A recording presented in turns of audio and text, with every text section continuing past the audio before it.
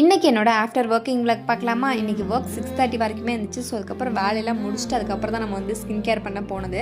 So evening time மட்டும் என்னென்னு தெரியலங்க, வீட்டுக்குள்ளே இருக்கவே முடியல.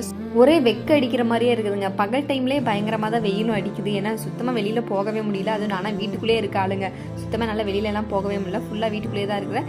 ஈவினிங் டைம் வந்து வீட்டுக்குள்ளே இருக்க முடியல, வெளியே தான் போய் சுற்றிட்டு இருக்கிறேன். ஸோ அதனால் ஈவினிங்லாம் ஸ்கின் கேர்லாம் பண்ணி முடிச்சு டீ வைக்க போகலாம் அப்படின்னு சொல்லிட்டு நானும் ஒரு டீ வைக்கிறதுக்காக போய் கிச்சனுக்குள்ள டீ வச்சுட்டு இருந்தேன். அதுக்கப்புறம் சைடில் பார்த்தீங்கன்னா என் தம்பி ஒரு சூப்பரான ஒரு ஸ்நாக்ஸ் செஞ்சு வச்சுருந்தா.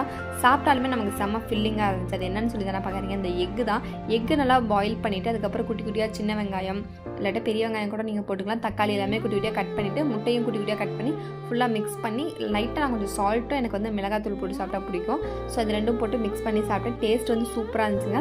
சுத்தமாக நமக்கு பசிக்கவே இல்லை. சாப்பிட்டதுக்கப்புறம் நீங்கள் டயட்லலாம் இருக்கீங்கன்னா தாராளமாக சாப்பிட்லாம். அண்ட் நீங்கள் ஒரே மாதிரி எக்கு பாயில் பண்ணி சாப்பிட்ருக்கீங்க, டிஃப்ரெண்ட்டாக சாப்பிட்டா நல்லாயிருக்கும் அப்படின்னு நினச்சிங்கன்னா இந்த மாதிரி நீங்கள் வந்து ட்ரை பண்ணி சாப்பிட்லாம். சிம்பிள் தான். நீங்கள் பாயில் பண்ணிட்டு வெங்காயம் தக்காளி மட்டும் கட் பண்ணி வச்சு நீங்கள் சாப்பிட்லாம். டேஸ்ட் வந்து அல்டிமேட்டாக இருந்துச்சுங்க. நீங்கள் ட்ரை பண்ணி பார்த்துட்டு அப்படின்னு சொல்லி மறக்காம கமெண்ட்டில் சொல்லுங்கள். அதுக்கப்புறம் டீ வச்சு குடிச்சிட்டு நானும் அப்படியே வந்து வாக்கிங் கிளம்பிட்டேங்க. ஸோ கொஞ்சம் நேரம் போயிட்டு அப்படியே வாக்கிங் போயிட்டு நானும் வந்துட்டு சமைக்க ஆரம்பிச்சிட்டேன். ஸோ அவ்வளோதாங்க. என்னோட வீடியோஸ் பிடிச்சிருந்தா மறக்காம நம்மளோட சேனல் சப்ஸ்கிரைப் பண்ணிக்கோங்க. Bye guys.